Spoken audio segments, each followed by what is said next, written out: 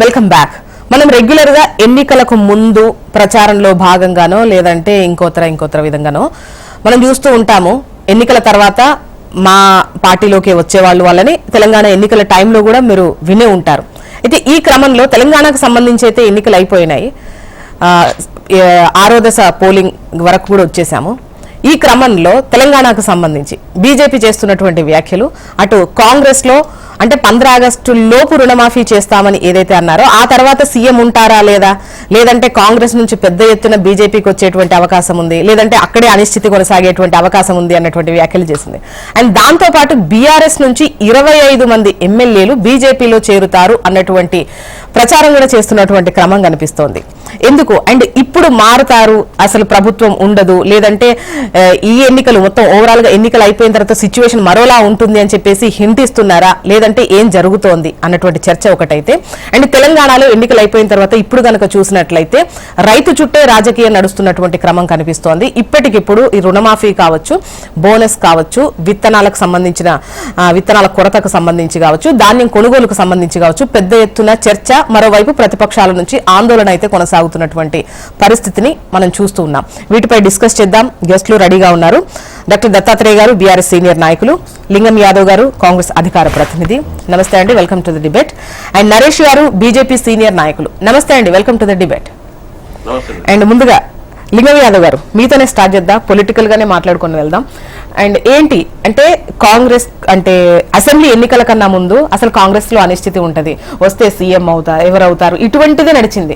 And ఆ తర్వాత చాలా రోజుల వరకు పెద్ద అటువంటి చర్చ ఏం లేదు, కలిసికట్టుగా పనిచేస్తున్నట్టే అనిపిస్తోంది. పెద్ద ఇదివరకు ఉన్నటువంటి అభ్యంతరాలు కావచ్చు, భేదాభిప్రాయాలు కావచ్చు, మాకైతే అంత పెద్దగా వినిపించట్లేదు. బట్ మళ్ళీ ఇప్పుడు ఈ వాయిస్ ఎందుకు వినిపిస్తుంది అంటారు? గుడ్ మార్నింగ్ అండి. ముందుగా హెచ్ఎంటీ ప్రేక్షకులకు, మరి అదేవిధంగా మీకు కో ప్యానలిస్టులందరికీ కూడా నమస్కారం అండి. ఇవాళ కాంగ్రెస్ పార్టీ ప్రజాప్రభుత్వం ఏర్పడిన తర్వాత ఇవాళ మా ముఖ్యమంత్రి మంత్రులందరూ కూడా తెలంగాణని అభివృద్ధి సంక్షేమం కోసం, తెలంగాణని ఇవాళ దేశంలోనే ఏ విధంగా ప్రథమ స్థానాల్లో నిలపడం కోసం ఇవాళ కృషి చేస్తున్నారు. ఇవాళ గతంలో 10 సంవత్సరాలుగా పరిపాలించినటువంటి టీఆర్ఎస్, సోకాల్డ్ బీఆర్ఎస్ తెలంగాణని వ్యవస్థలన్నింటిని కూడా నిర్వీర్యం చేశారు. ఇవాళ తెలంగాణని పునర్నిర్మించవలసిన అవసరం ఉంది. సో దానికోసం ఈ ప్రభుత్వం కృషి చేస్తుంది తప్ప ఇప్పుడు మీరన్నట్టు ఎక్కడ కూడా కాంగ్రెస్ పార్టీలో కానీ ఈ ప్రభుత్వంలో కానీ ఎక్కడ కూడా ఎలాంటి భేదాభిప్రాయాలు లేదు, భిన్నాభిప్రాయాలు. సో భిన్నాభిప్రాయాలు ఉన్నంత మాత్రంలో, ఎందుకంటే కాంగ్రెస్ పార్టీ అంటేనే ప్రజాస్వామ్యాన్ని నమ్మే పార్టీ. ప్రజాస్వామ్యంలో డెఫినెట్ కూడా వాళ్ళ యొక్క అభిప్రాయాన్ని స్వేచ్ఛగా చెప్పే వాతావరణం కాంగ్రెస్ పార్టీ ప్రభుత్వంలో ఉంటది. గతంలో మిగతా పార్టీల నుండి బీఆర్ఎస్ కానీ బీజేపీ కానీ వాళ్ళు మోనార్కీగా ఉండే పార్టీలు, వాళ్ళ దగ్గర ఎక్కడ కూడా స్వేచ్ఛాయుత వాతావరణం ఉండదు. వాళ్ళ నాయకుడు ఏది చెప్తే వాళ్ళే మాట్లాడతారు. ఇవాళ కాంగ్రెస్ పార్టీలో అలా ఉండదు. సో అందువల్ల ఏదైనా మాట్లాడితే భిన్నాభిప్రాయాలు ఉంటాయి తప్ప ఎక్కడ కూడా భేదాభిప్రాయాలు లేదు. ఇంకొకటి, కాంగ్రెస్ పార్టీ తెలంగాణ ప్రజలు 5 సంవత్సరాలు కాంగ్రెస్ ప్రజాప్రభుత్వానికి అధికారం ఇచ్చారు. డెఫినెట్ కూడా కాంగ్రెస్ ప్రజాప్రభుత్వం 5 సంవత్సరాల అధికారంలో ఉంటది. ఇవాళ ముఖ్యమంత్రిగా రేవంత్ రెడ్డి గారు చాలా సమర్థంగా పనిచేస్తున్నారు. అసలు ఆ ప్రశ్నే ఉత్పన్నం కాదు కదా. ఇవాళ ఎంతసేపు బీజేపీ బీఆర్ఎస్ నాయకులు వాళ్ళు, ఎందుకంటే ఇవాళ బీఆర్ఎస్ నాయకులు గతంలో 10 సంవత్సరాలుగా పనిచేసి మరి ఏం చేసిరో తెలంగాణకు చెప్పాలి కదా. ఇవాళ కేంద్రంలో బీజేపీ 10 సంవత్సరాల అధికారంలో వాళ్ళు ఈ దేశ ప్రజలకు తెలంగాణ ప్రత్యేకించి ఏం చేసిరో చెప్పకుండా ఎంతసేపు కాంగ్రెస్ పార్టీ ఎక్కువ రోజులు ఉండదు, కాంగ్రెస్ పార్టీ పడిపోతుంది, కొంతమంది బీజేపీ నాయకులు బీఆర్ఎస్ కాంగ్రెస్ పార్టీని కూల్ చేస్తాం, పేల్ చేస్తాం అంటే ఏం మాట్లాడుతారండి? ప్రజల యొక్క తీర్పును మీరు గౌరవిస్తురా? భారత రాజ్యాంగాన్ని మీరు అవమానిస్తురా? ఈ దేశ ప్రజాస్వామ్యాన్ని అవమానిస్తురా? అంటే లింగం యాదవ్ గారు, అంటే ఇక్కడ వాళ్ళు అవమానపరుస్తున్నారా? ఇదే కన్నా కూడా మీ దగ్గర ఉన్నటువంటి నేతలు ఈ పోటాపోటీ సీనియారిటీ ఉచ్చులో పడిపోయి మీరే ఆ పరిస్థితి తీసుకొచ్చుకుంటారు అని అంటుంది. మేము కూలుస్తాము చేస్తామని వాళ్ళు అనట్లా. ఏంటంటే మీ దగ్గర ఉన్నటువంటి పరిస్థితి, అందరూ సీఎం క్యాండిడేట్లే ఉన్నారు కదా, ఎక్కువ రోజులు ఉండనివ్వరు, ఇటువంటి చర్చ వాళ్ళు చెప్పిన విషయం. దానికి కూడా ఒకటి గుర్తుపెట్టుకోవాలండి. మరి గతంలో రాజస్థాన్ గా ముఖ్యమంత్రిగా పనిచేసినటువంటి అశోక్ గెహ్లోట్ 5 సంవత్సరాలు కంప్లీట్ చేశారే. ఇవాళ అదేవిధంగా ఛత్తీస్గఢ్ భూపేష్ బఘెల్ 5 సంవత్సరాలు కంప్లీట్ చేశారు. అదేవిధంగా కర్ణాటక గతంలో సిద్ధరామయ్య ఉన్నారు, మళ్ళీ ఇప్పుడు సిద్ధరామయ్య ముఖ్యమంత్రిగా ఎక్కడ కూడా అలాంటిది ఏమీ లేదని అదే చెప్తున్నా. ఈ బీజేపీ బీఆర్ఎస్ నాయకులు వాళ్ళు కూడబలుపుకొని ఈ ప్రభుత్వం, ఎందుకంటే ప్రజల మ్యాండేట్ కు వ్యతిరేకంగా పనిచేసే పార్టీలు అవి. సో ఎందుకంటే బీజేపీ నాయకులకు తెలిసిందే, ఇవాళ మనం చూసినాం మధ్యప్రదేశ్ లో ఏ విధంగా ప్రభుత్వాన్ని కూలగొట్టి, అదేవిధంగా గోవాలో, మణిపూర్ లో, మహారాష్ట్రలో, కర్ణాటకలో ప్రజాస్వామ్యాన్ని స్టెరిలైట్ లో మర్డర్ చేసినటువంటి పార్టీలు బీజేపీ పార్టీలు. ఆ బీజేపీ పార్టీకి సపోర్ట్ చేసిన పార్టీలు బీఆర్ఎస్ నాయకులు. ఇంకా బీఆర్ఎస్ కూడా మీరు చూడండి 2014లో 2018లో కాంగ్రెస్ పార్టీ నుంచి గెలిచిన ఎమ్మెల్యేను తీసుకొని ప్రజాస్వామ్యాన్ని అపహాస్యం చేశారు. ఇవాళ కూడా మళ్ళీ ఈ ప్రభుత్వం ఎక్కువ రోజులు ఉండదు. దాని అర్థమైంది అంటే మీరు ప్రజలు మీకు ఒక ప్రధాన బాధ్యత ఇచ్చారు. ఏంది? ప్రతిపక్ష పార్టీగా బీఆర్ఎస్ కి అధికారం ఇచ్చారు. మీరు వాళ్ళు అపహాస్యం చేశారు. వాళ్ళు కూడా కొన్ని సందర్భాల్లో వాళ్ళని తీసుకొని మళ్ళీ వాళ్ళకే టికెట్ కేటాయించడం అని ఇటువంటి వాటిల్లో మేము ఇబ్బంది పడ్డామని బహిరంగంగానే ఒప్పుకున్న పరిస్థితి ఉంది. ఇప్పుడు మీరు అదే తప్పు చేస్తున్నారా? వాళ్ళని తీసుకుంటున్నారా? మీరు తప్పు చేయట్లేదు, అందుకే చెప్తున్నా. వాళ్ళు ఏమంటారు? ఈ ప్రభుత్వాన్ని కూల్ చేస్తాం పేల్ చేస్తామని. ఎందుకు అంటే ఇక్కడ ఎవరు కూడా ఉట్టే కూర్చొని ఉండరు కండి. ఈ తెలంగాణ ప్రజల మ్యాండేట్ ని డెఫినెట్ కూడా 5 సంవత్సరాలు కాంగ్రెస్ ప్రజాప్రభుత్వం అధికారం ఇచ్చారు. దాన్ని కాపాడుకోవడం కోసం మేము కూడా ఏదైనా చేస్తాం. మీరు రాజకీయం చేసి కూల్ చేస్తామని ఎట్లా అంటారండి? ఇప్పుడు బీజేపీ నాయకులు బీఆర్ఎస్ ఇది కూల్ చేస్తాం పేల్ చేస్తాం ఎక్కువ రోజులు ఉండదు ఎందుకంటారు? అంటే ప్రజల తీర్పు అగౌరవపరుస్తున్నారు. అందుకే మేము కూడా డెఫినెట్ కూడా ఒక రాజకీయ పార్టీ వాళ్ళు కూల్ చేస్తాము పేల్ చేస్తామని చెప్పినటువంటిది అయితే వినలేదు. ఎందుకు లేదు? స్వయంగా బీజేపీ పేరు ఎన్నిసార్లు చెప్పారండి? అలా కాదు, ఎక్కువ రోజులు ఉండదు చేస్తామని చెప్పలేదు. మీ దగ్గర నుండి అటువంటి మా దగ్గర ఎక్కడ లేదు. ఇవాళ ముఖ్యమంత్రి మంత్రులు తెలంగాణ కోసం పనిచేస్తున్నారు. 18 గంటల పైగా ఇవాళ పనిచేస్తున్నారు. ప్రజలకు అందుబాటులో సెక్రటరీ నుంచి పాలన జరుగుతుంది. గతంలో ఫామ్ హౌస్ నుంచి పాలన జరిగేది. ఇవాళ ప్రజల మధ్య ప్రజల సంక్షేమం అభివృద్ధి గురించి పనిచేస్తున్న ఏకైక పార్టీ కాంగ్రెస్ పార్టీ. మీకు రావద్దండి. దత్తాత్రేయ గారు, మీ దగ్గర నుండి 25 మంది బీజేపీతో టచ్ లో ఉన్నారంట. ఇప్పుడు చూడండి, HMTV ప్రేక్షకులకు, ప్యానల్లో ఉన్నటువంటి పెద్దలకు, మీకు అందరికి కూడా బీఆర్ఎస్ పార్టీ తరఫున శుభాకాంక్షలు. బీఆర్ఎస్ పార్టీ ఎప్పుడు కూడా ప్రజలిచ్చినటువంటి తీర్పును చాలా సగర్వంగా గౌరవిస్తూ ప్రజా సమస్యల ఏజెండాగానే పోరాడుతాం తప్ప, ప్రభుత్వం ఇప్పుడు కాంగ్రెస్ పార్టీ అధికారంలో ఉంది, కేంద్రంలో బీజేపీ అధికారంలో ఉంది.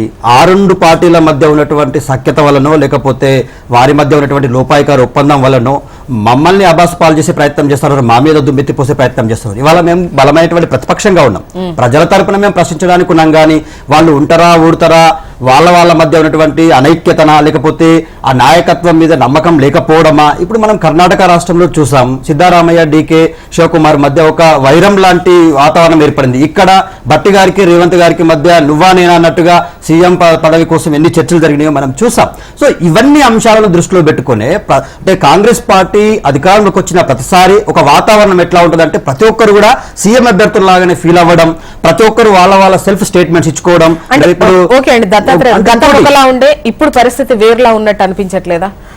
అంత పెద్దగా ఇప్పుడు గతంలో కావాలంటే మాట్లాడితే కెమెరా పంపమనండి, ఎవరికి వాళ్ళు బయట ఇచ్చేవాళ్ళు, అసంతృప్తి ఉండదని వాళ్ళు. కానీ ఇప్పుడు ఆ పరిస్థితి కనిపించట్లేదు మాకైతే. కృష్ణ గారు, నివురు గప్పిన నిప్పుల నాయకులందరూ ఖమ్మం జిల్లా నుంచి గెలిచినటువంటి నాయకుడు నేనే గెలిపించాను, నా చుట్టూ నాయకులు ఉన్నారని చెప్పేసి రీసెంట్గా గోవా మిగతా ప్రాంతాలకు వెళ్ళేసి క్యాంపులు నిర్వహించినట్టుగా మనం అన్ని సందేశాల్లో వాట్సాప్లో సోషల్ మీడియాలో చూసాం.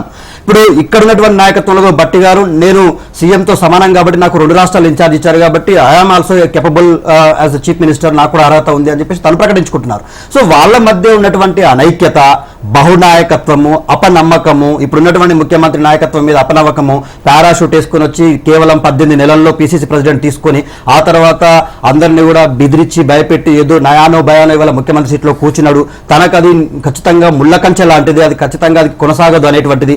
అలాగే ఇప్పుడు కేంద్రంలో అధికారం ఉన్నటువంటి బీజేపీ పార్టీ కూడా బలంగా చెప్తా ఉంది. ఇవాళ రేవంత్ రెడ్డి అనేటువంటి వ్యక్తి అరవింద్ గారు స్టేట్మెంట్ ఇచ్చారు, మన లక్ష్మణ్ గారు స్టేట్మెంట్ ఇచ్చారు, కిషన్ రెడ్డి గారు స్టేట్మెంట్ ఇచ్చారు. బీజేపీ నాయకులందరూ మనం కావాలంటే మీకు ఎవిడెన్సెస్ తో ప్రొవైడ్ చేస్తాం, ఇది తాత్కాలికంగా కొనసాగే ప్రభుత్వమే, మేము రేవంత్ రెడ్డి గారు మా వాను మొక్కనే ఏ రోజైనా మేము ఆహ్వానిస్తున్నాం. అరవింద్ గారు స్పష్టంగా చెప్పారు కదా, మేము రేవంత్ రెడ్డి సార్ చెప్తా ఉన్నాం. అది ఏదైనా కావచ్చు. ఇప్పుడు నేననేది ఏంటంటే వాళ్ళ మధ్య అనేకత ఉండడము, నాయకత్వ లోపం కావచ్చు, ఏదైనా కావచ్చు. కానీ బీజేపీ బలంగా చెప్తుంది అంటే ఈ రాష్ట్రంలో ఈ దేశంలో ప్రజాస్వామ్యాన్ని అపాస్పాలు చేసేది బీజేపీ. మీరు కొన్ని విమర్శలు చేస్తారు. ఇప్పుడు కాంగ్రెస్ లో అనిశ్చితి ఉంటది, రేపటి రోజున కాంగ్రెస్ ఉండదన్న విమర్శ మీరు బలంగా చెప్పారంటే నిజమైపోద్దా? బీజేపీ బలంగా చెప్తే నిజమైద్దా? ఒకటే, బీజేపీ చెప్తే ఎందుకు నిజమవుతుందని ప్రజలందరూ కానీ దేశ ప్రజలందరూ కానీ ఎందుకు విశ్వసిస్తా ఉన్నట్టే, బీజేపీ తన ప్రభుత్వాలను ఏ విధంగా కాపాడుకుంటుందంటే ఈ ప్రజాస్వామ్యంలో ఉన్నటువంటి రాజ్యాంగబద్ధ సంస్థలను ఒక ఆ అంబుజా సిమెంట్ లాగా గోడలాగా అడ్డు పెట్టుకొని ప్రతి ప్రభుత్వాన్ని కూల్చడానికి వాళ్ళ ప్రభుత్వం ఏర్పాటు చేసుకోవడానికి ఒక పన్నాగం పన్నుతా ఉంది. మనం చూస్తా ఉన్నాం కదా. పక్కనే మహారాష్ట్రలో షిండే గారిని తీసుకొచ్చి ఉటావుడిన ముఖ్యమంత్రిని చేస్తారు. అక్కడ హేమంత్ సోరెన్ గారిని పడగొట్టేస్తారు. ఇక్కడ బెంగాల్లో మనకు తెలుసు సువేందు ఆచార్య గారిని తీసుకొని వచ్చి ప్రతిపక్ష నేతగా ఇమీడియట్ గా ప్రకటిస్తారు. టార్గెట్ చేస్తే అవుతుంది అని అంటారు. 100% అది బీజేపీ అనేటువంటిది ప్రజాస్వామ్యాన్ని కూల్చడానికి. ఇప్పుడు రేవంత్ రెడ్డి ప్రభుత్వానికి, కర్ణాటకలో ఉన్నటువంటి సిద్ధరామయ్య ప్రభుత్వానికి బీజేపీ గండం ఉందనేది మా 100% నిజం. అది చూడబోతా ఉన్నాం మనం. బీజేపీ గండం ఉంది తెలంగాణలో కాంగ్రెస్ కి. భారతీయ జనతా పార్టీ ప్రజాస్వామ్యబద్ధంగా ఎన్నికైన ప్రభుత్వాలను ఎక్కడ కూడా కూల్చలేదండి. ఆ ప్రభుత్వాలలో చీలికలు వచ్చేసి, ఆ పార్టీలలో చీలికలు వచ్చి నాయకత్వ కోసం వాళ్ళు విడిపోతే తప్ప, విడిపోయి వాళ్ళు సపోర్ట్ మద్దతు అడిగితే మద్దతు ఇచ్చిన రాష్ట్రాలలో కానీ మేము ఏ పార్టీలను చీల్చాం. ప్రజాస్వామ్యబద్ధంగా ఎన్నికైన ప్రభుత్వాలను గౌరవిస్తాం. కాకపోతే రాష్ట్ర రాజకీయాలలో ముఖ్యంగా ఎథిక్స్ లేకుండా, సిద్ధాంతాలు లేకుండా వ్యాపారమే పరమావధిగా రాజకీయాలను ఒక వ్యాపారంగా తయారు చేసి ఆ వ్యాపారస్తులకే టికెట్లు ఇచ్చి ఒక సంతలో గొర్రెలు కొన్నట్టు కొనే వ్యవహారాలు నడుస్తున్నాయి. కాబట్టి గతంలో టిఆర్ఎస్ ప్రభుత్వం 10 సంవత్సరాలు కూడా కాంగ్రెస్ ఎమ్మెల్యేలు ఏ విధంగా కొన్నదో మనం చూసాం. అసలు పార్టీని ఒక దశలో కాంగ్రెస్ పార్టీలో ప్రతిపక్ష హోదా కూడా రద్దు చేసింది. శాసనం అనే పార్టీ యొక్క పూర్తిగా బీఆర్ఎస్ లో జాయిన్ అయినట్టు, టిఆర్ఎస్ లో గతంలో టిఆర్ఎస్ లో జాయిన్ అయినట్టు అసలు కాంగ్రెస్ పార్టీ లేనట్టు అసెంబ్లీలో కూడా లెటర్లు ఇచ్చిన సరే మనం మర్చిపోకూడదు. కాబట్టి ఇదంతా కాంగ్రెస్ పార్టీ, బీఆర్ఎస్ పార్టీకున్న లోపాలు, అవకతవకలు. సో దాన్ని అందుపుచ్చుకున్నట్టు బీజేపీ ఇప్పుడు డబ్బుండి గెలిచేటువంటి నాయకులకు టికెట్లు ఇవ్వట్లేదు. అప్పుడే వచ్చారు, వాళ్ళకి టికెట్ ఇచ్చి నిలబెట్టదా 67 చూడండి. అంటే ఐడియాలజీ ఇవన్నీ కూడా మేము చూస్తాం డెఫినెట్ గా, దాంట్లో ఏం లేదు. So we are better. ఈ రోజు కూడా చెప్తున్నాం, మేము మాకు కొన్ని ఎథిక్స్ ఉన్నాయి, సిద్ధాంత పరంగా బెటర్ దాన్ టూ పార్టీస్. నేనేమంటున్నానమ్మా అంటే జ్యోత్స్న గారు, ఈ రోజు కాంగ్రెస్ పార్టీలో ఈ రోజు ఏదంటే బీఆర్ఎస్ పార్టీలో ఉన్న ఎమ్మెల్యేలు ఏదైతే ఉన్నారో, ఎందుకంటే గతంలో నేర్చుకున్న అనుభవం కావచ్చు, అలవాటు కావచ్చు, ఎక్కడైతే అంటే వ్యాపారస్తులు వాళ్ళకి అధికారం ఉండాలి, వాళ్ళకి పార్టీ అనుకూలంగా ఉంటేనే మనం ఏమైనా చేయగలుగుతాము, లేకపోతే ఈ 5 సంవత్సరాలలో మనం ఏం చేయగలుగుతాం, ప్రభుత్వంలో లేకపోతే ఏం సంపాదించుకోగలుగుతాము, పెట్టుబడి కూడా రాదు కదా అనే ఆలోచన ధోరణిలో ఉన్నారు. కాబట్టి కాంగ్రెస్ పార్టీలో మా కిషన్ రెడ్డి గారు చెప్పినట్టు కాంగ్రెస్ పార్టీలో 25 మంది ఎమ్మెల్యేలు జంప్ చేయడానికి సిద్ధంగా ఉన్నారు అనేది ఒక వాదన. నెక్స్ట్ బీఆర్ఎస్ జాయిన్ అంటే మిత్రుడు దత్తాత్రేయ చెప్పినట్టు ఏదైతే కాంగ్రెస్ పార్టీని అధికారంలోకి తీసుకొచ్చి, అరే నేను నా వ్యవస్థతోటి నా డబ్బులతోటి నేను ఈ రాష్ట్రంలో అధికారంలోకి తీసుకొచ్చిన, మరి ఇక్కడ నేను మంత్రి ఉంటే లాభము, ఆయన ఏకంగా ముఖ్యమంత్రి అయినా అని చెప్పేసి దాంట్లో ఒక గ్రూప్ గా చీలిక రావడం, దానికి సంబంధించిన పన్నాగాలు మారడం. సో పార్టీని హరీష్ గారిని ఇన్వైట్ చేసినట్టు గతంలో మనం చూసాం, ఇవన్నీ విన్నాం. హరీష్ గారి ఆధ్వర్యంలో పార్టీని చీల్చి బీఆర్ఎస్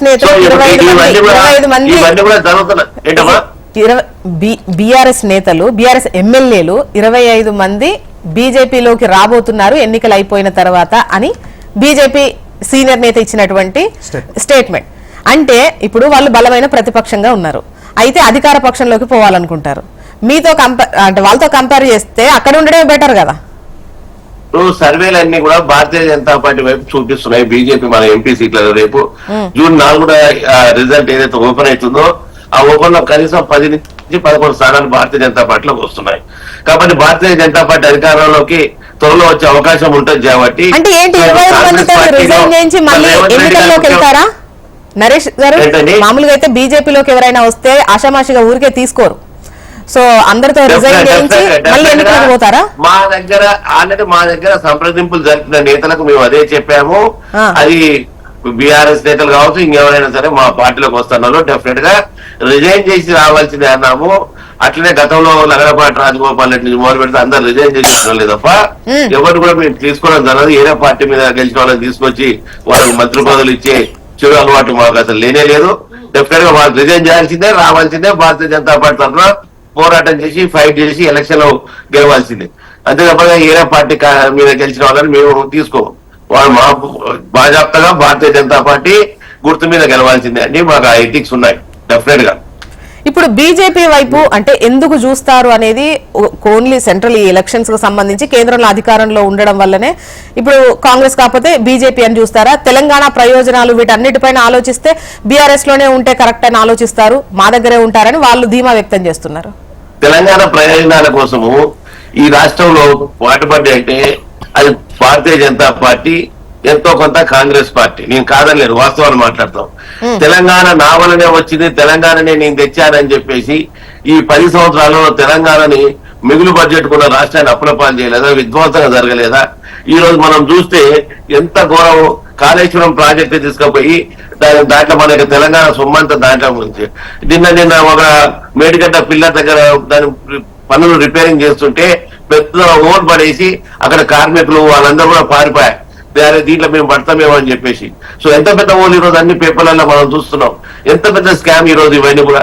అంటే ఇరిగేషన్ తోటే గతంలో రాజశేఖర రెడ్డి గారు ఏదైతే అగ్రికల్చర్ లో అంటే ఇరిగేషన్ ప్రాజెక్టులు పెట్టేసి అడ్వాన్స్ గా డబ్బులు తీసుకొని వ్యవస్థను ఏ విధంగా నడిపిండు, మహారాష్ట్ర ఎలక్షన్ లో ఏ విధంగా ఆ యొక్క కాంగ్రెస్ పార్టీని అధికారంలోకి తీసుకొచ్చిండు, ఏ విధంగా భూములు దందా చేసిరు అని తెలుసుకొని దేంట్లో డబ్బులు ప్రాజెక్టుల రూపంలో డబ్బులు దొబ్బొచ్చు అని చెప్పేసి గత టీఆర్ఎస్ ప్రభుత్వం చేసింది వాస్తవం కాదా? ప్రాజెక్టుల పేరు మీద దోపిడీ చేయలేదా? కనీసం ఆ ప్రాజెక్టులను తెలంగాణకు ఉపయోగపడుతున్నాయి. అంటే ఈ రోజు వీళ్ళు కట్టే ప్రాజెక్టులు ఎక్కడ కూడా నీళ్లు నింపలేదు.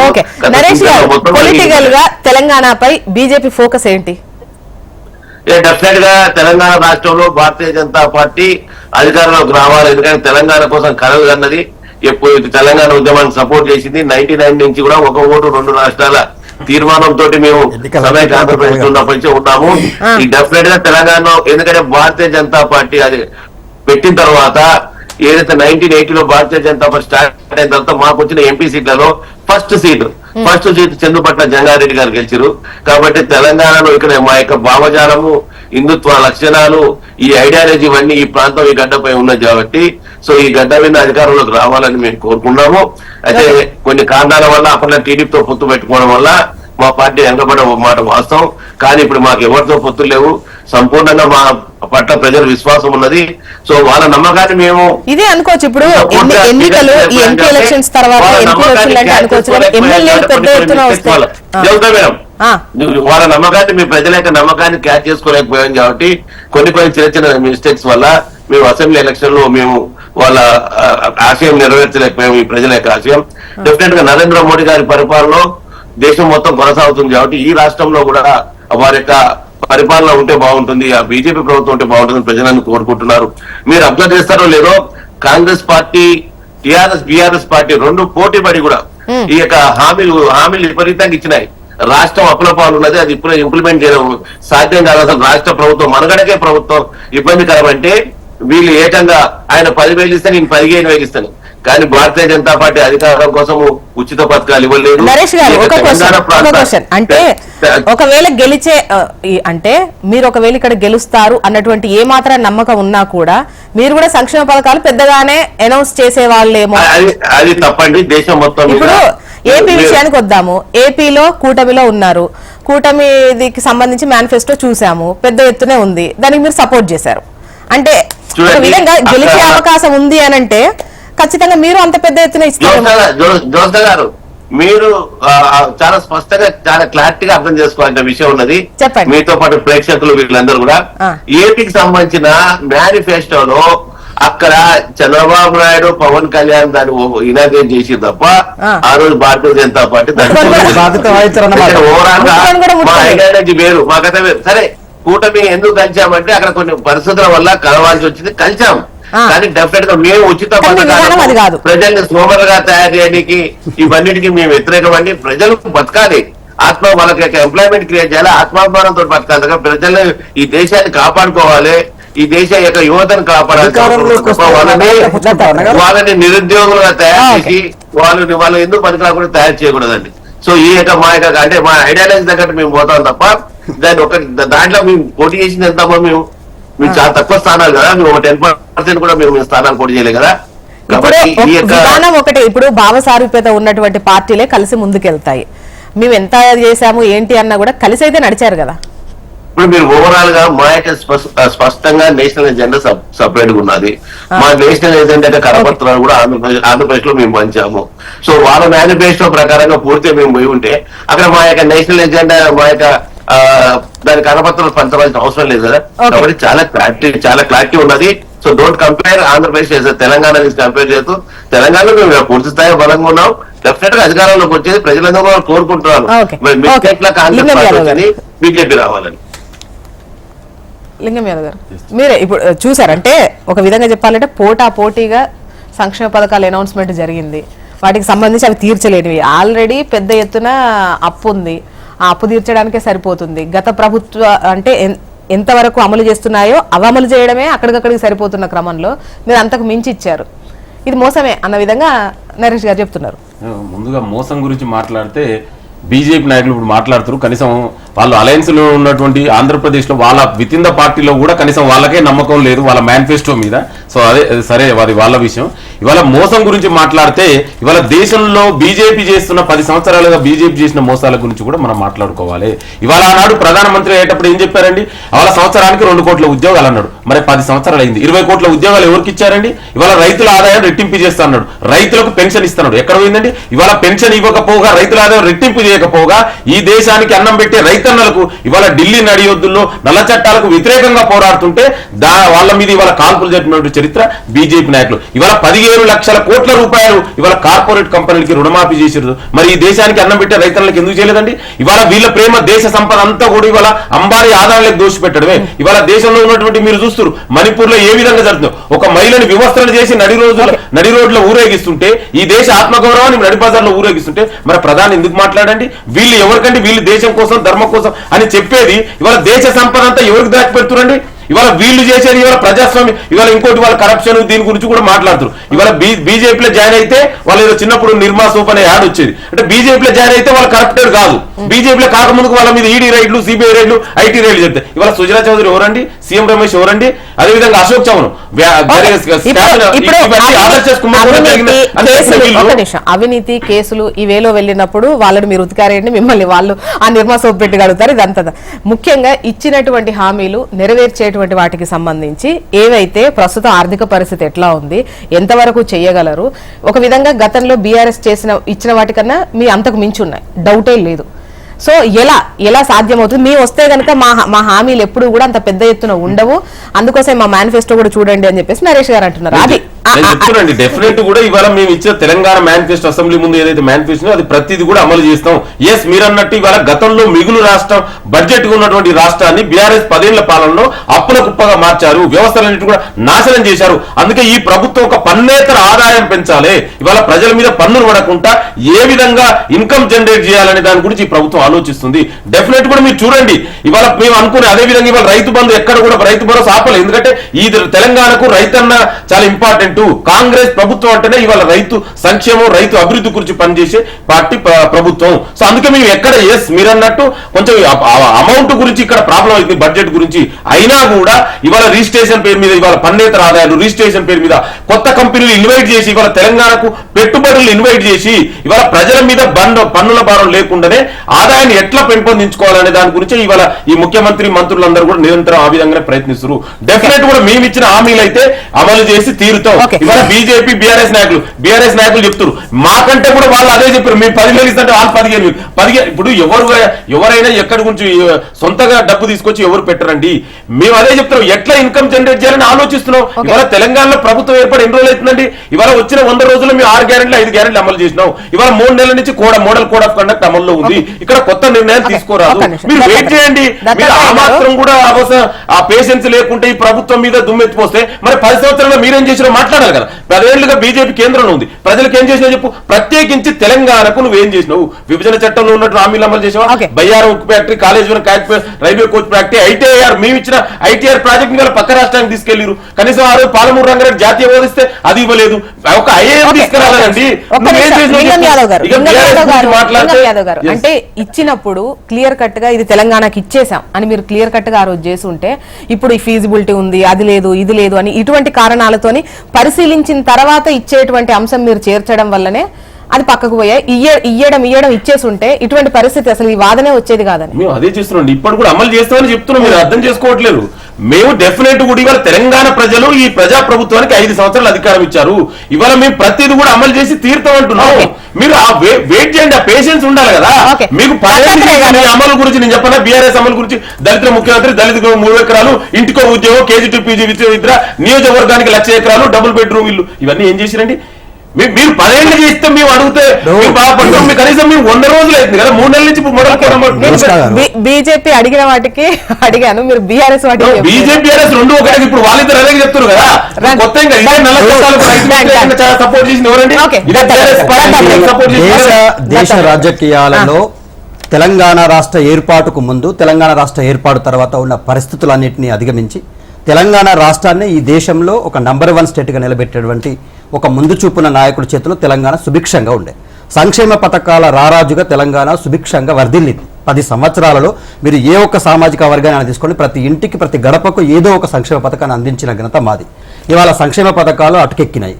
ఇవాళ రైతులు మా నాయకుడి నాయకత్వంలో, కేసీఆర్ గారి నాయకత్వంలో రైతు సెంట్రిక్గా ప్రతి సంక్షేమ పథకం జరిగింది.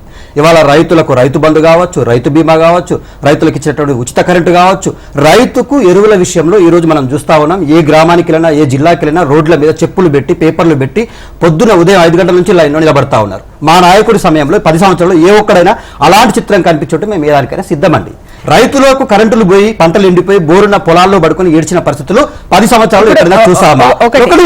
ఇది చాలా ఇంపార్టెంట్ విషయం. ఎందుకంటే మనము తెలంగాణ రాష్ట్రాన్ని ఏం చేశారు ఈ దేశంలో తెలంగాణ రాష్ట్రానికి ఒక డెవలప్మెంట్ మోడల్ అంటూ క్రియేట్ చేశాం. తెలంగాణకు తలసరి ఆదాయంలో తెలంగాణని దేశంలోనే నంబర్ 1 మాట్లాడదాం. ఎట్లా రైతుల గురించే మాట్లాడాల్సి ఉంటుంది. ఇప్పుడు ఇంతకుముందు కాంగ్రెస్ ఏదైతే అడిగామో, ఈవెన్ మీ మేనిఫెస్టో వచ్చిన తర్వాత కూడా కాంగ్రెస్ చెప్పిన వాటికన్నా కూడా చాలా విషయాల్లో ఒక 500 రూపాయలు ఎక్స్ట్రాగానే ఉన్నటువంటి క్రమం. కాకపోతే కొన్ని ఈ ఏమంటారు 2500 అది కొన్ని ఫ్రీ బస్ ఇవి లేవు. కాకపోతే వాళ్ళు ఇచ్చే వాటికన్నా కూడా మీరు అంతకు మించి అన్నటువంటివి కూడా మీరు కూడా అనౌన్స్ చేశారు. ఒకటే అండి, మేము గతంలో మేము ఇచ్చిన హామీలన్నీ ఎక్కడ కూడా ఎలక్షన్ కోడో లేకపోతే ఇంకోటి కోడో లేకపోతే మేము ఇప్పుడే అధికారంలోకి వచ్చినామో ఆర్థిక ఇబ్బందులు అని చెప్పేసి వాయిదాలు వేయలేదు. మా నాయకుడు 10,000 ఇస్తామంటే 10,000 ఇచ్చాడు సంవత్సరానికి ఎకరాకు. మా నాయకుడు ఉచిత విద్యుత్ ఇస్తామంటే ఉచిత విద్యుత్ ఇచ్చిండు. మా నాయకుడు రజకులకు, నాయ బ్రాహ్మణులకు 250 యూనిట్లు ఇస్తామంటే 250 యూనిట్లు ఇచ్చిండు.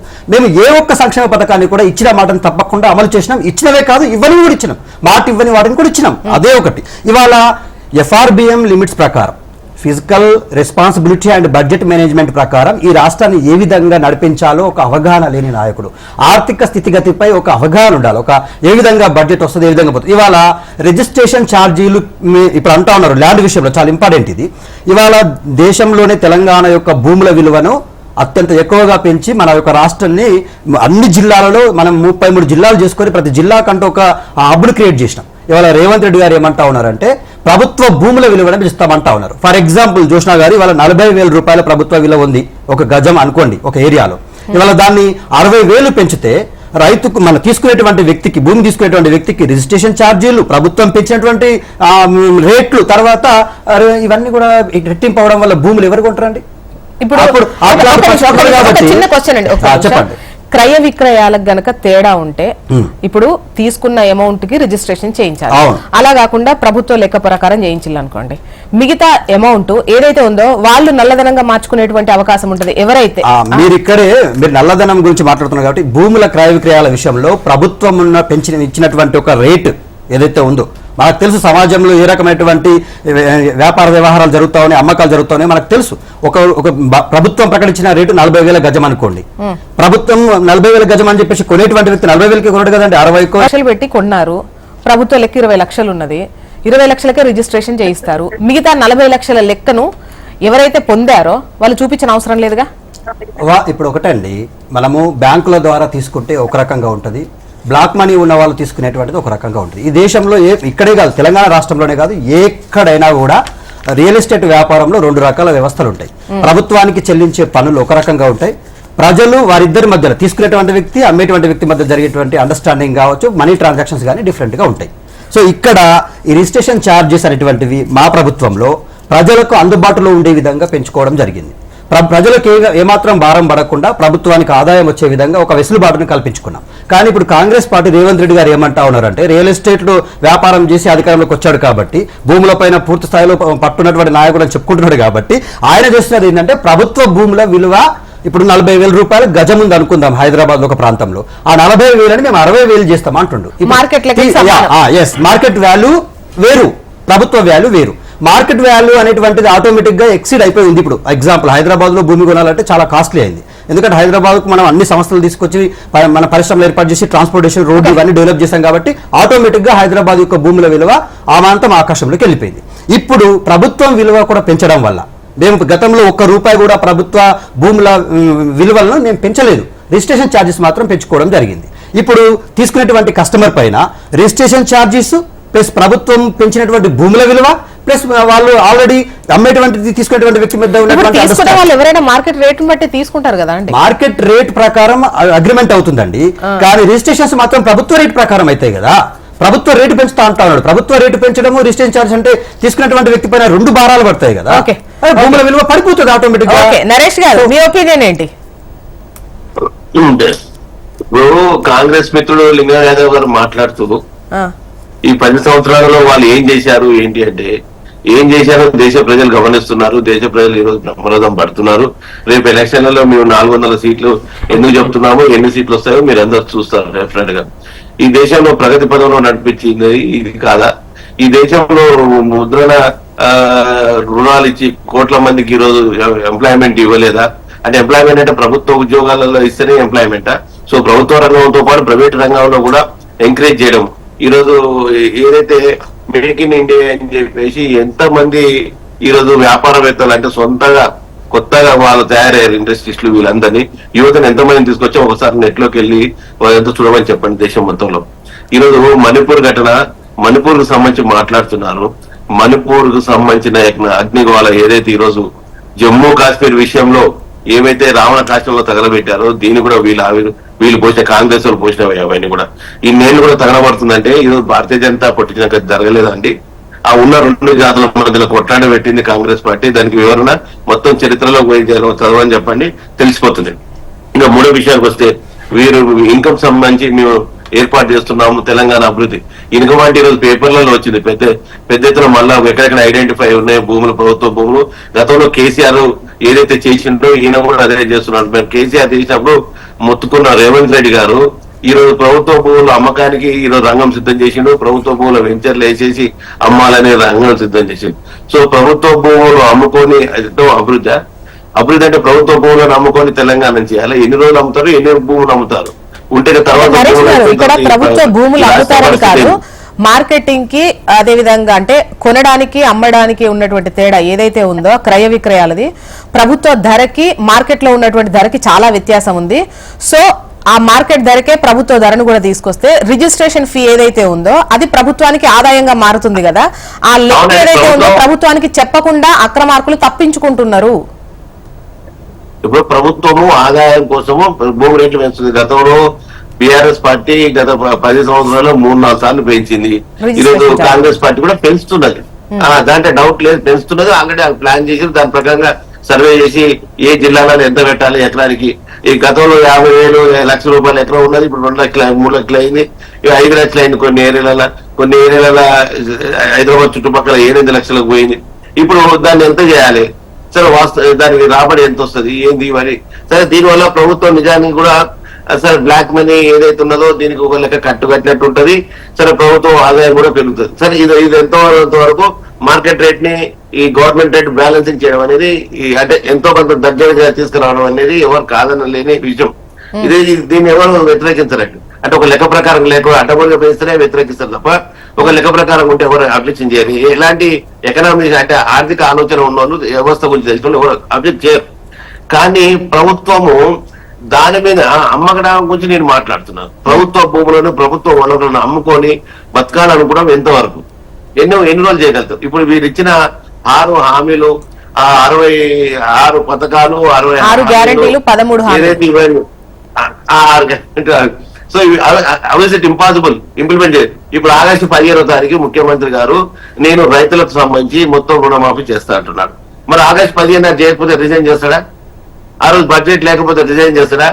ఈ రోజు వచ్చిన ఈయన 15,000 కోట్లు ఈ 5 నెలల్లో తెచ్చుకొని ఈ జీతభత్యాలకే సరిపోయింది. ఏం తప్ప అభివృద్ధికి డబ్బులేం మళ్ళించలేదే.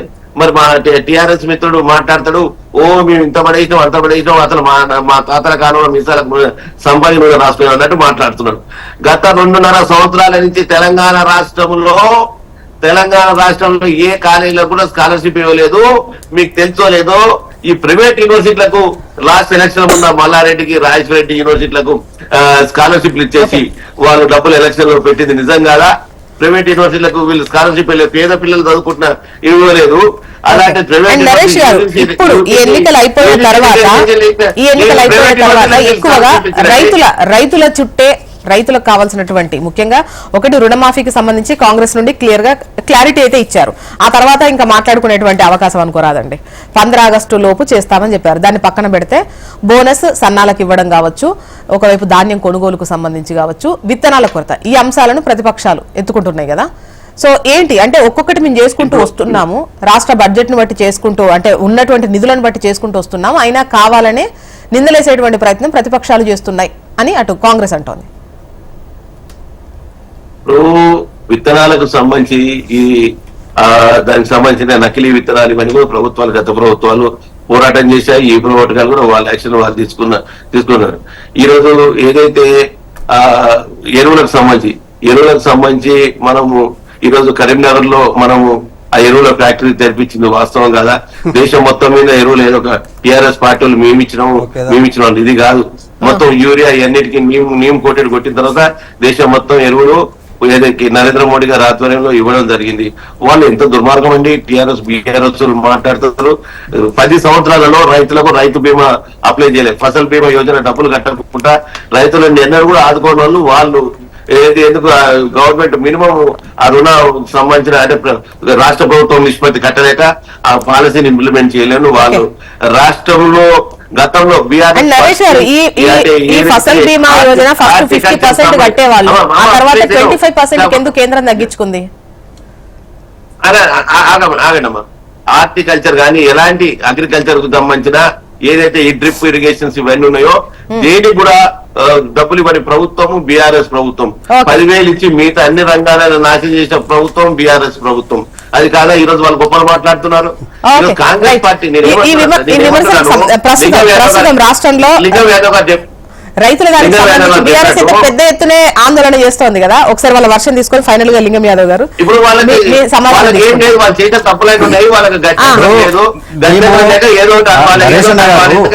మేము మీలాగా కేంద్రంలో రైతులని నడి రోడ్డు మీద నిలబెట్టి మీలాగా ఊచకోత గోయడమో బుల్లెట్లతో చంపడమో చేయలేదు.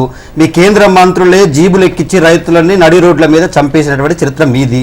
ఇవాళ రైతులకు రాజు చేయాలనే లక్ష్యంతో రైతు బంధు ఇచ్చినాము, రైతులకు రుణమాఫీ ఇచ్చినాము, రైతులకు రైతు బీమా ఇచ్చినాము, రైతులకు ఉచిత కరెంట్ ఇచ్చినాము. మీరు చెప్తే దయ్యాలు వేదాలు వచ్చిన దేశంలో ఏ రాష్ట్రంలో కూడా రైతులు మిమ్మల్ని యాక్సెప్ట్ చేసే పరిస్థితి లేదు. రైతులు ప్రధానంగా ఈ దేశానికి వెన్నుముక అయినటువంటి రైతునే మీరు వాళ్ళ వెన్ను విరిచిండ్రు.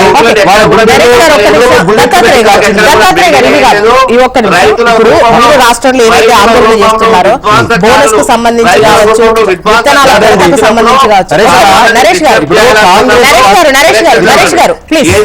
ఇప్పుడు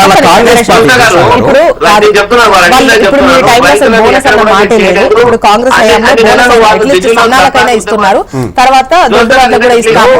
ఒక్క నిమిషం నరేష్ గారు, ఒక్క నిమిషం నరేష్ గారు మళ్ళీ మీరు జోషా గారు, కాంగ్రెస్ పార్టీ రైతులని మొట్టమొదటి మోసం ఏది అంటే ఇవాళ కేవలం సన్నాలకి ఇస్తామని. ఎన్నికలకు ముందు మేము రైతులకు ఏదైతే వడ్లకు బోనస్ ఇస్తామని చెప్పారు కదా, బోనస్ ఓన్లీ సన్నాలకి ఇస్తామని ఎన్నికల ముందు ఎందుకు చెప్పలేదండి?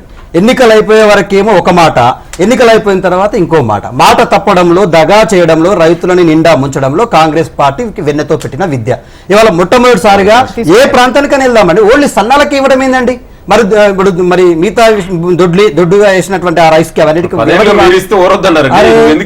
ఎవరు? మేము ఏ రోజు రైతులకు ఇవి ఇస్తాము ఇవి ఇవ్వమని చెప్పలేదు. మేము ఇస్తామన్నవి 100% అమలు చేసినాం. కానీ మీరు ఇస్తామని చెప్పి రైతుల యొక్క వెన్ను విరిచిండ్రు కదా. ఇవాళ సన్నాలకే ఇచ్చి ఒకటండి కొన్ని ప్రాంతాల్లో సన్నాలు పడతాయి. మా ఆదిలాబాద్ లాంటి ప్రాంతంలో కేవలం బోర్లతోనే పండించాలి. కరీంనగర్కి వచ్చిన తర్వాత, జగిత్యాలకు వచ్చిన తర్వాత, వరంగల్కి వచ్చిన తర్వాత వాళ్ళకు కెనాల్స్ ద్వారా వాటర్ వస్తాయి. వాళ్ళు సన్నాలు వేస్తారు, 2 పంటలు తీస్తారు. వాళ్ళకు సన్నాలు వేసిన వాళ్ళకు కేవలం సన్నాలకు ఇస్తాము, దొడ్లేసిన వాళ్ళకి ఇవ్వమంటే ఇప్పుడు మా ప్రాంతంలో ఉన్నటువంటి వాళ్ళు ఏం కావాలండి? మిగతా మహబూబ్ నగర్ ప్రాంతాల్లో రైస్ పండించిన వాళ్ళు ఏం కావాలండి? అంటే మీరు ఓటు వేసేదాకా ఓడం వలన, ఓటు వేసిన తర్వాత బోడి వలన. ఇవాళ రైతులని మొట్టమొదటి దగా కాంగ్రెస్ పార్టీ చేసింది ఏదంటే కేవలం సన్నాలకు ఇచ్చి తప్పించుకోవడం. ప్రస్తుతానికి సన్నాలకు ఇస్తున్నారు, తర్వాత దొడ్డు వడ్లు కూడా ఎప్పుడు ఇస్తారండి? 5 సంవత్సరాల తర్వాతనా? మంత్రులు మాట్లాడుతున్నటువంటి క్రమం చూస్తారు. అంటే సన్నాలను ఎంకరేజ్ చేసే విధంగా కూడా ముందుకెళ్తున్నాం. అవునండి. ఒకటి లాస్ట్ ఇయర్ చూస్తే 179 లక్షల మెట్రిక్ టన్ను ఏదో వచ్చింది దొడ్డు. అంటే అందులో సగం సన్నాలు వచ్చినాయి. అంటే రోజు రోజుకి అవి తగ్గిపోతుంది. అంటే పంట చాలా టైం పట్టడమా, నూక రావడమా, తెగులు రావడమా, వీటన్నింటికి సమస్యలు ఎక్కువగా ఉంటాయి. ఈవెన్ పండించడానికి కూడా ఒకవేళ ఇస్తామన్నా కూడా పండించడానికి అంత ఇంట్రెస్ట్ చూపించే పరిస్థితి.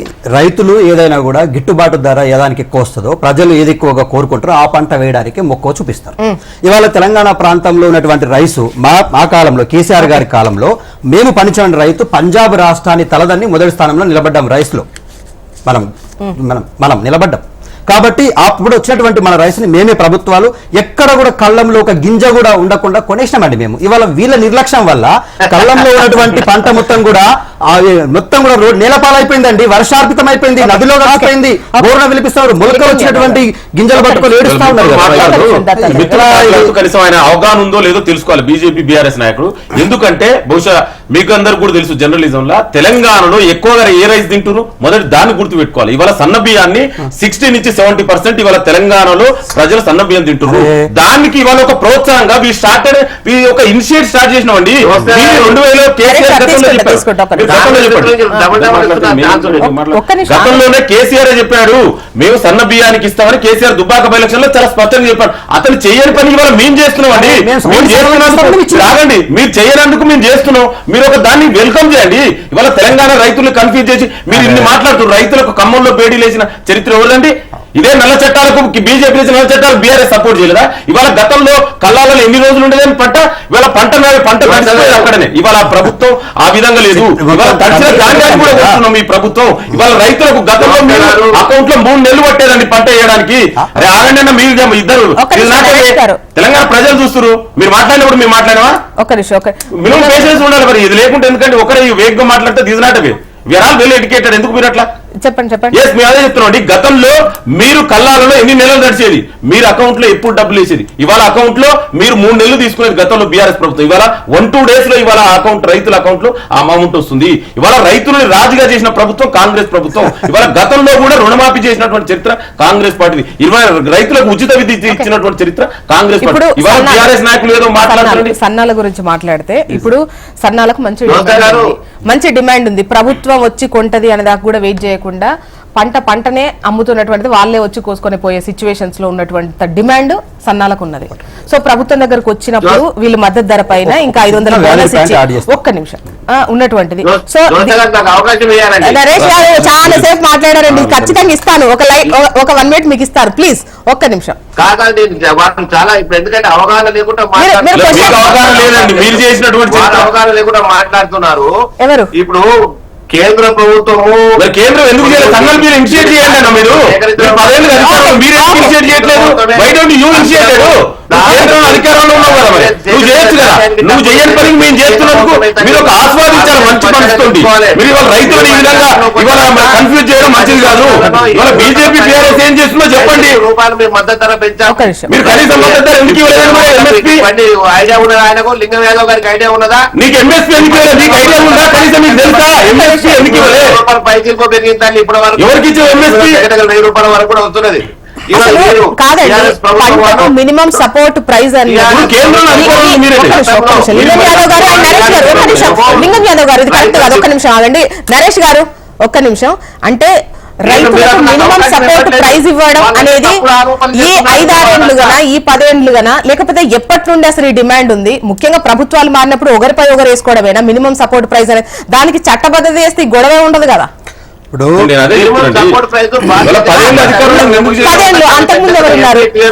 ఇప్పుడు 10 ఏళ్ళు అదే కదా రైతు డిమాండ్ చేస్తున్నాం కదా. ఇవాళ దేశవ్యాప్తంగా రైతులు డిమాండ్ చేస్తున్నారు. ఎందుకు ఇవ్వలేదు? ఇవాళ సన్న బియ్యాన్ని కూడా కేసీఆర్ చెప్తున్నాడు. మరి గతంలో దత్తాత్రేయ గారు ఒక నిమిషం, నరేష్ గారు అది లింగం యాదవ్ గారు మాట్లాడండి. నేను అదే చెప్తున్నాండి. ఇవాళ కేసీఆర్ గతంలోనే సన్న బియ్యాన్ని ప్రోత్సహించారు. ఇంకోటి వాళ్ళకి తెలుసో లేదు బీజేపీ బీఆర్ఎస్ నాయకులకు కేంద్ర ప్రభుత్వం చాలా స్పష్టంగా చెప్పింది. సన్న బియ్యాన్ని ఫైన్ రైస్ ని ఎంకరేజ్ చేయాలని కేంద్ర ప్రభుత్వం గైడ్ లైన్స్ ఉంది. అది కూడా మీరు తెలియకపోతే మేమేం చేస్తాం? ఇవాళ సన్న బియ్యాన్ని ఎక్కువగా వాడుతున్నారు. ఇవాళ మీరు ఇంకోటి రేషన్ షాప్ లో దొడ్డు బియ్యం తినట్లేదు, దాన్ని రీసైక్లింగ్ చేస్తున్నారు. ఒక దందా నడుస్తుంది.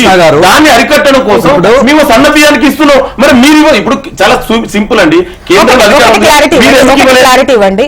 ఇప్పుడు దొడ్డు బియ్యంకి ఫ్యూచర్ లో వచ్చేటువంటి అవకాశం ఉంటుందా ఉండదా? అంటే మేనిఫెస్టోలో వడ్లకి ఇస్తా అన్నారు. ఎవరైనా ఏమనుకుంటారు? వరేసిన వాళ్ళందరికీ కూడా బోనస్ వస్తుంది అని అనుకుంటారు.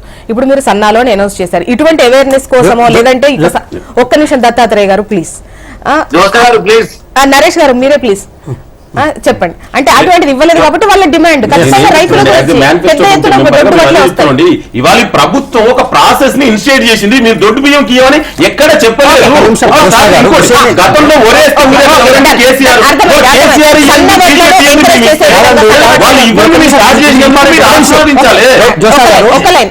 చెప్తున్నా, దేశవ్యాప్తంగా సన్న బియ్యాలకు కాంగ్రెస్ పార్టీ ఇచ్చే బోనస్ కంటే కూడా రైతులే స్వయంగా మార్కెట్ లో అమ్ముకుంటే వాళ్ళకు ప్రభుత్వం ఇచ్చే ధర కంటే రెట్టింపు ధర